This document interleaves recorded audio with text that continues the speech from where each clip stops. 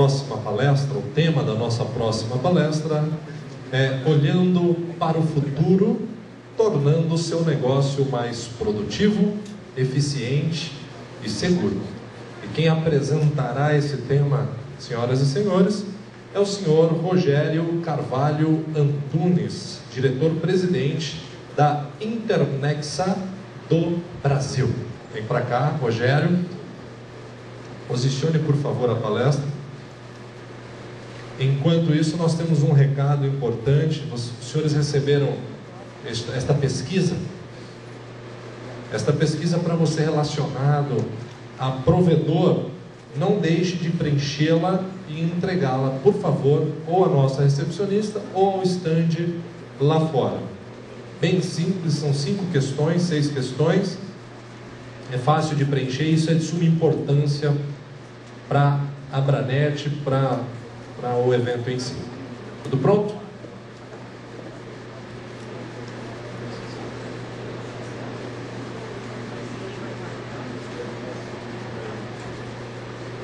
Senhoras e senhores, então, com vocês, Rogério. Obrigado. Deixa eu sair de trás do púlpito, porque eu sou tão grande que eu me escondo aqui. Bom, gente, algumas pessoas me conhecem de outros tempos aí, de outros carnavais, de outras empresas que eu venho trabalhando ao longo da minha carreira. Telefônica, durante 9 anos, AS Eletropaulo Telecom, Atmos agora, Team Fiber. E recentemente eu incorporei, faz um ano, está fazendo um ano agora, o time da Internexa, responsável por implantar essa empresa aqui no Brasil. Vou contar um pouco para vocês quem é a Internexa. A Internexa é uma empresa pertencente ao grupo ISA. É um grupo que nasceu na Colômbia e nasceu com um business de transmissão de energia elétrica. E hoje ela tem 4 vertentes de atuação.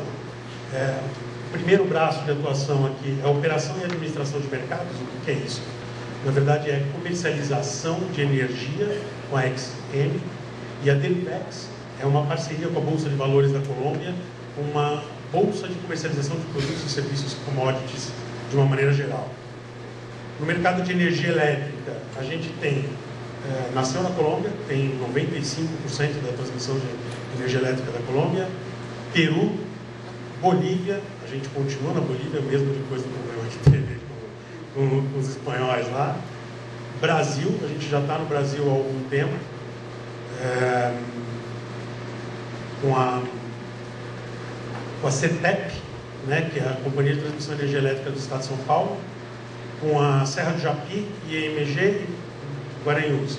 A gente deve continuar investindo em transmissão de energia no Brasil. E com relação ao outro braço de negócio que a gente tem, é concessionárias de estradas, concessão viárias, que a gente tem tanto no Chile quanto na Colômbia, e esse negócio a gente também pretende entrar no Brasil em breve. E com essa infraestrutura toda de transmissão de energia e de concessão de estradas, etc., a gente, aproveitando dessa sinergia, tem a Internexa, que é a operadora de telecomunicações, que ela atua em diversos países onde a gente já tem presença, tanto de energia quanto de estradas, mas também em países que a gente não tem nenhum dos dois business. Então, a Internexa hoje está presente na Colômbia, Equador, Peru, Brasil, Chile, Argentina e Venezuela. Vou mostrar um pouquinho mais de detalhes para vocês agora. Quem é a Internexa? A Internexa, como vocês podem ver no mapinha aqui do lado, é a empresa que tem a maior rede terrestre da América Latina. A gente tem muitas empresas que têm cabos submarinos saindo de diversos lados, a gente inclusive tem parcerias com os cabos submarinos, mas a maior rede terrestre da América Latina, passando por todo o lado andino, é a Internexa. E a gente está expandindo esse ano para a América Central e pretende chegar à América do Norte via terrestre, subindo o Panamá, México e chegando nos Estados Unidos via terrestre. O modelo que a Internexa trabalha é um modelo de... a única operadora neutra da região, 100% neutra. Eu digo, o que é 100% neutra? A gente não vende, em hipótese alguma, para o usuário final. Seja ele corporativo, seja ele residencial, seja ele amigo nosso. Amigos nossos a gente indica para cliente, clientes nossos. A gente só comercializa serviços tanto para operadoras quanto para ISPs, fomentando quem tem as licenças SCM. Aqui embaixo tem alguns prêmios que a gente ganhou recentemente, como a melhor Service Provider de rede Metro Internet da América Latina, e são dois, melhor de Service Provider da América Latina de rede Metro Internet. Aqui é um pouco, só para dizer um pouco, a gente está chegando no Brasil, terminando a rede agora, só voltar aqui no mapa para dizer um pouquinho. Esse trecho que está aqui embaixo, que envolve a ligação de Santiago no Chile, passa pela Argentina e Brasil, é o trecho que a gente terminou agora de implementar de rede, que é a nossa chegada no Brasil com rede de transportes. Uma das perguntas que vocês devem estar fazendo é que não tem o detalhe do Estado de São Paulo, onde a gente tem a estrutura da CETEP. Essa rede ainda não está pronta, a previsão é que ela fique pronta até o final do ano. Então a gente começa no Brasil com um anel regional, subindo com a rede regional. Mas o principal business que a gente tem no Brasil, eu vou falar um pouco agora, está no mundo de internet. A gente tem um pouco, vou falar um pouco para vocês aqui, que é o dia a dia de vocês, desde o início de vocês aqui também, como é que era a internet antes, como é que ela está hoje, e quais são os desafios e como é que a internet pode ajudar vocês com relação a isso. Como é que era a internet antes? Nada mais, nada menos do que troca de e-mails, algumas vezes ao dia, ninguém tinha caixa lotada, ninguém era dependente disso, ninguém era viciado em e-mail. Era um negócio, você chegava lá, estava substituindo o fax ou o memorando das empresas, e isso se limitava ao que era internet. Como é que é hoje a internet? Tudo hoje tem internet.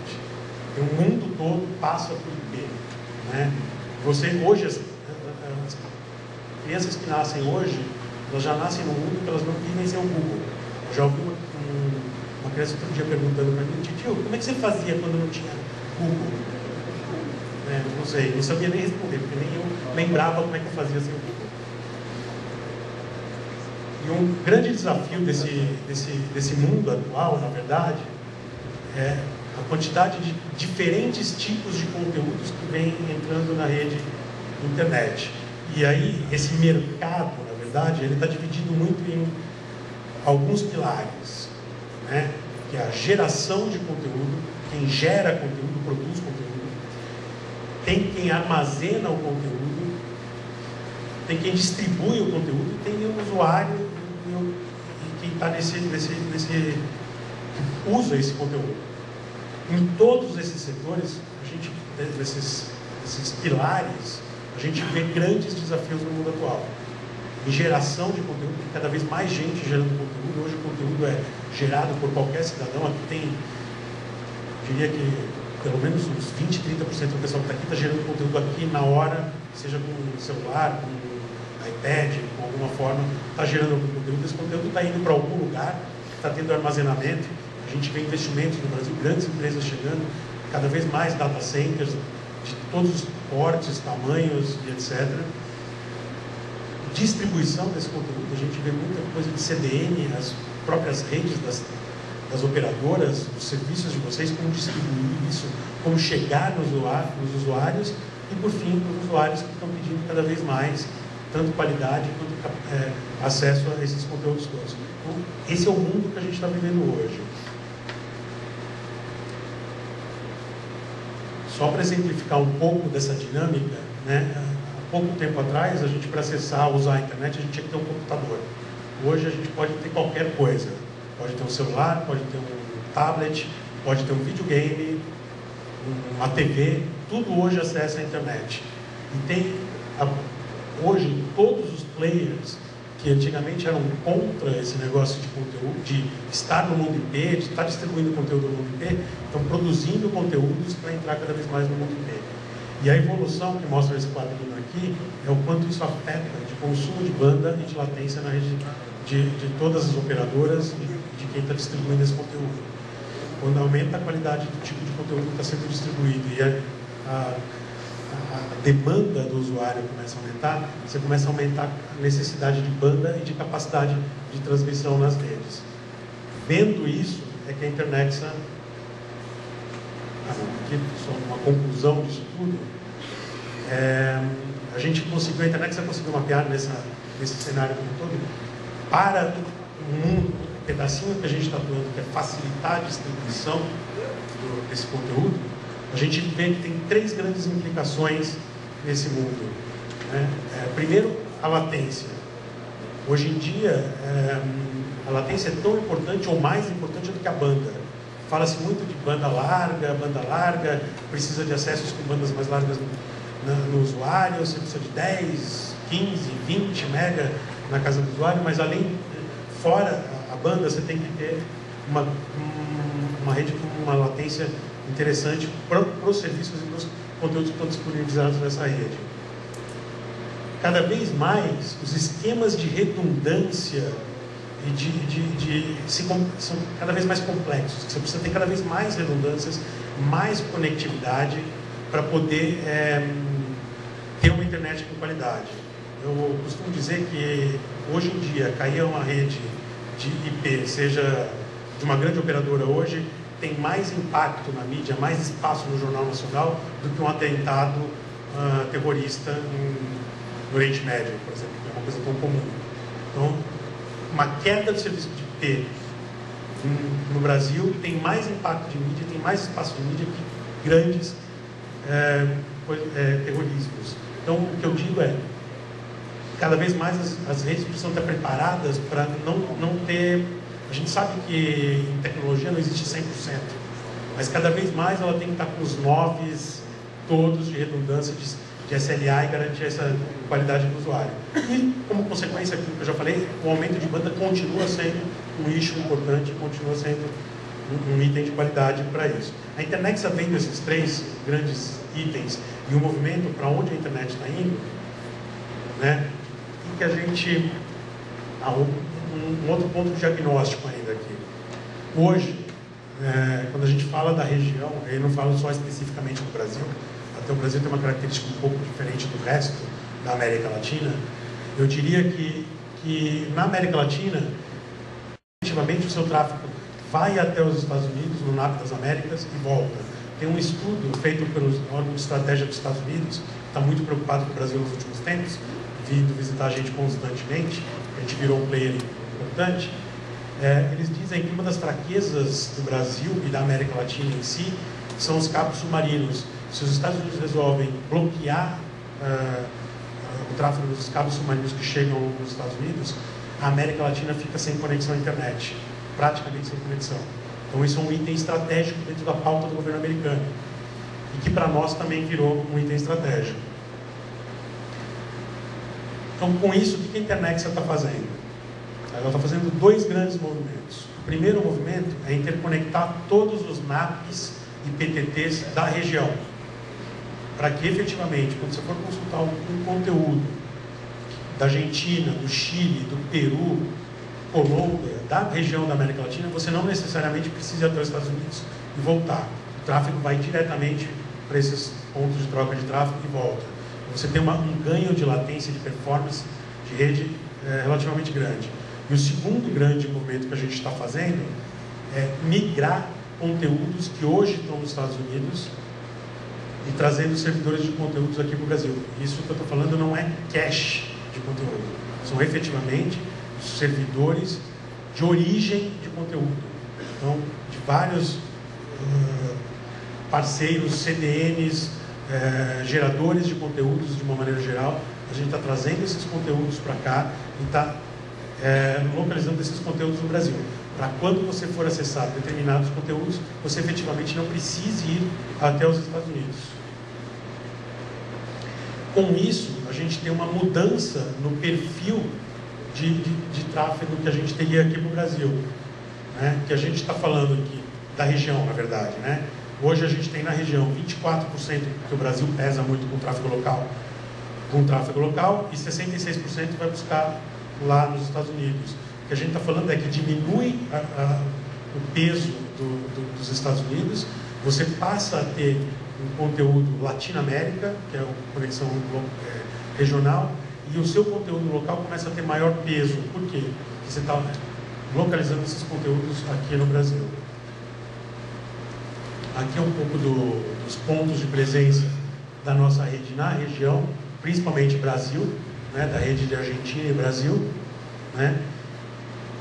E o que eu tinha para falar para vocês aqui, na verdade, é mostrar um pouco desse modelo da Internexa, o que a gente está fazendo e agora o que a gente pode contribuir com vocês. A Internexa no Brasil, ela vai entrar comercializando basicamente 2 produtos: transporte nas suas modalidades local, regional e internacional, e IP. A gente está com uma oferta extremamente agressiva de IP, tráfego internet de R$50, a partir de R$50 o mega para vocês. A gente está fazendo esse lançamento da empresa com essa oferta com vocês.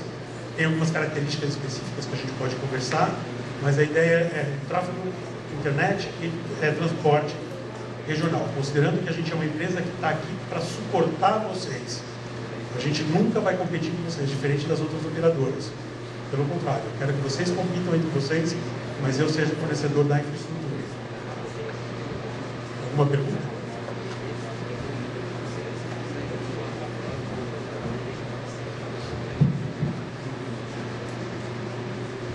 Falei muito rápido aqui para cumprir o tempo.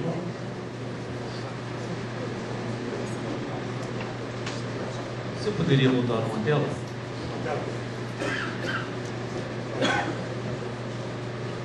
Esses são os pontos de presença da rede.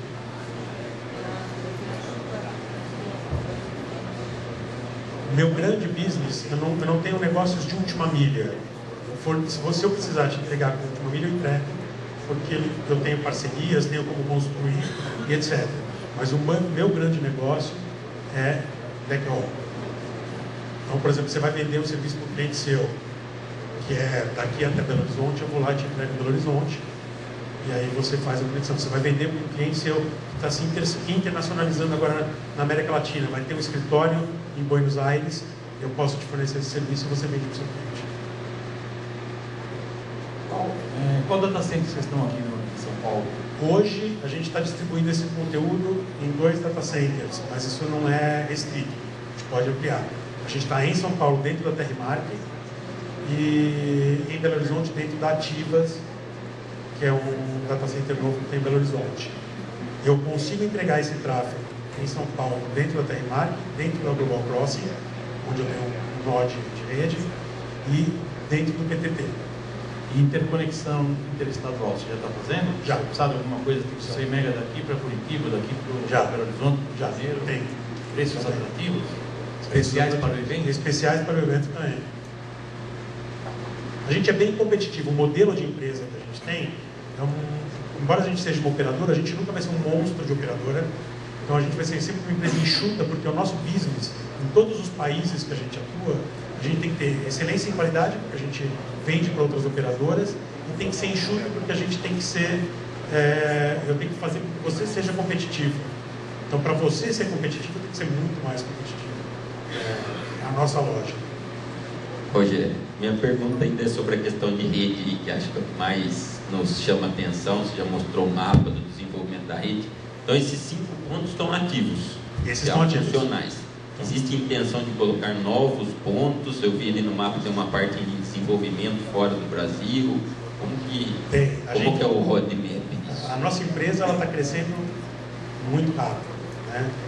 Então a gente está construindo, nesse momento a gente está em implementação da rede no Panamá, subindo até o México, e aí já tem um projeto para fazer do México, cruzar o México e ir até os Estados Unidos, isso na região América Central e na América do Norte. No Brasil, a gente é dono da CETEP, então construir rede em todo o estado de São Paulo.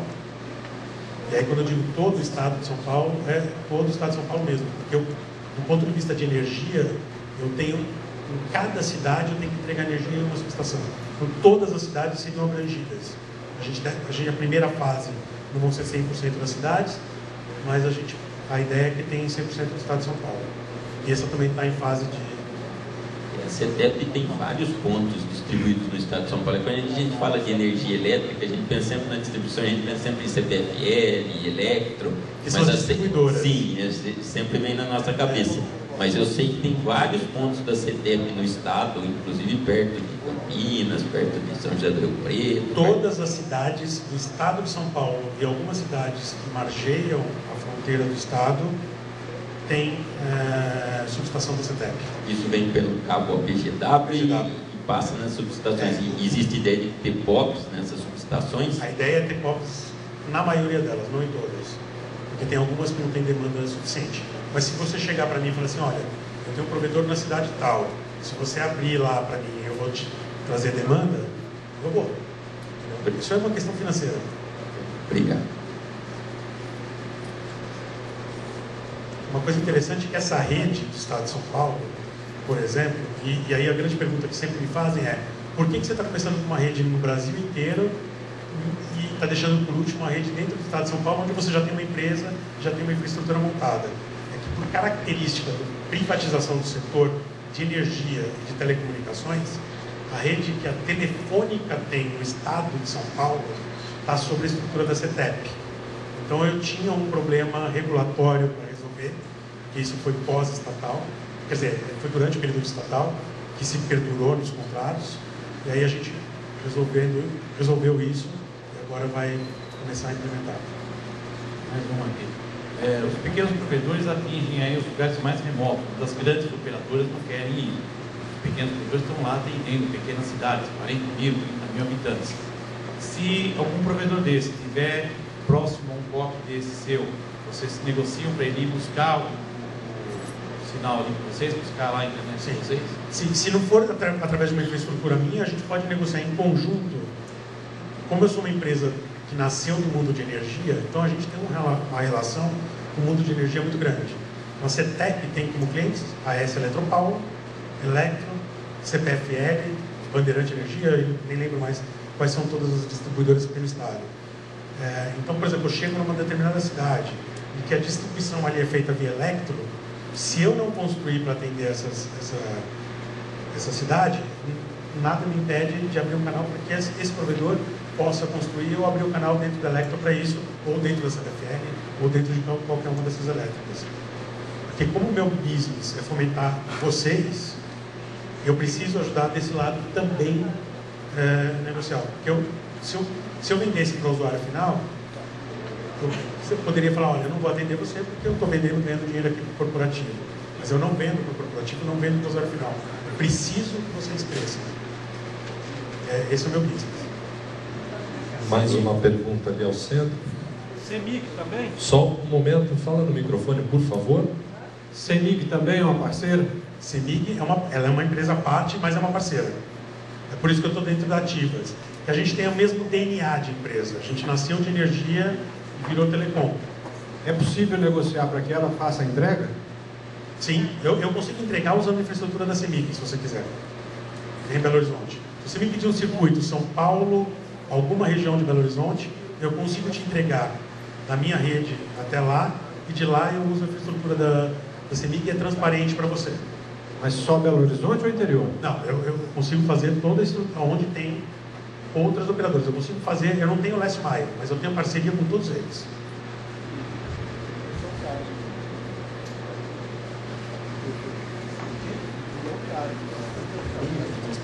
Aqui à frente. Com a mínima de velocidade que você está falando? Não.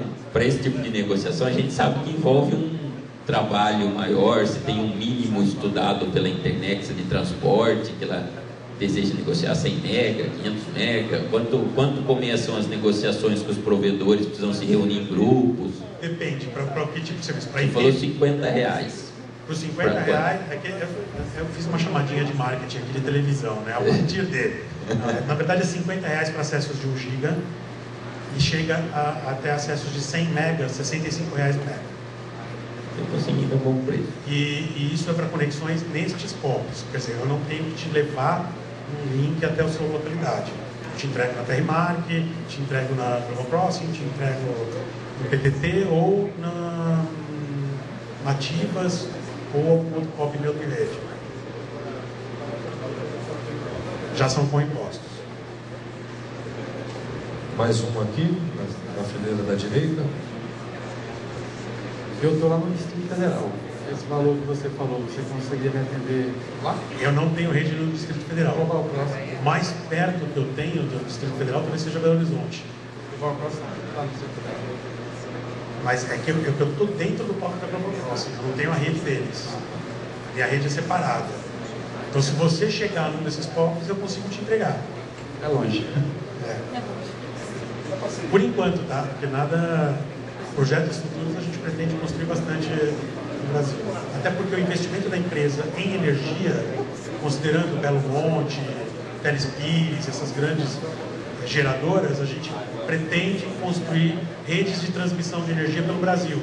E nisso a gente vai junto com fibra ótica, com serviços de fibra também. Lá ao fundo, pois não? Bom dia. No Mato Grosso do Sul, vocês já estão...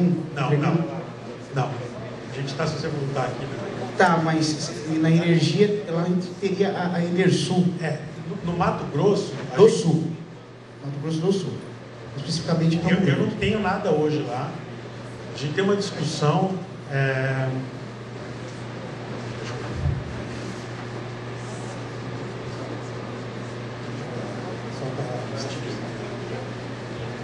Eu não tenho hoje nada no Mato Grosso. Minha rede passa toda para o lado de cá, né, que está mais para o lado da costa do Atlântico. Existem projetos, que eu te falei, junto com as grandes geradoras de energia e passar transmissão por lá. Mas hoje é uma fase de projeto de mais longo prazo. Hoje eu não consigo ir para Mato Grosso.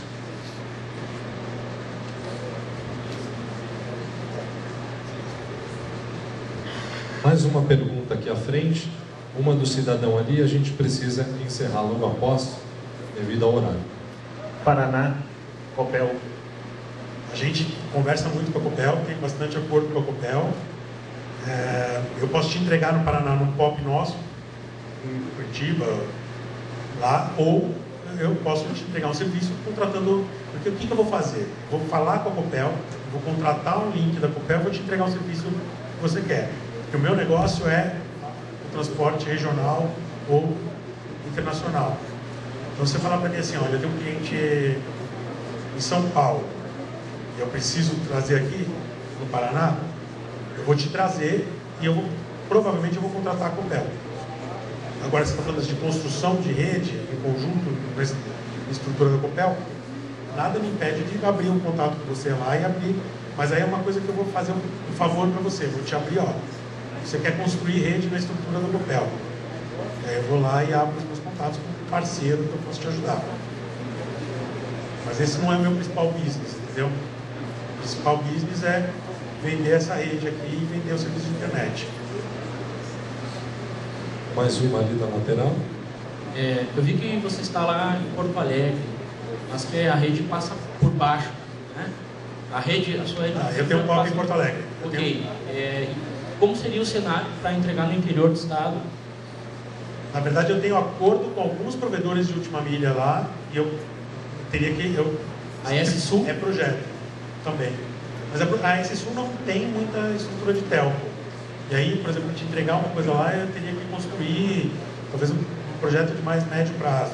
Se você tem uma necessidade imediata, se é alguma coisa para a gente fazer uma contratação IP imediata, tem outros fornecedores que já possuem rede e que a gente pode discutir. E aí, o meu business, se você vai contratar uma porta IP, por exemplo, você quer 100 MB de internet em Porto Alegre, e aí você fala para mim, ó, eu te entrego no interior, ou você vem até Porto Alegre buscar, a gente vai discutir, eu vou te dizer qual que é o meu preço, considerando os parceiros que eu tenho, e o quanto você pagaria contratando direto lá ou fazendo a sua estrutura. Benefícios, sim. Aí a gente faz esse exercício juntos. Obrigado. Muito obrigado, Rogério. Nosso Obrigado tempo está esgotado. Uma salva de palmas para o Rogério.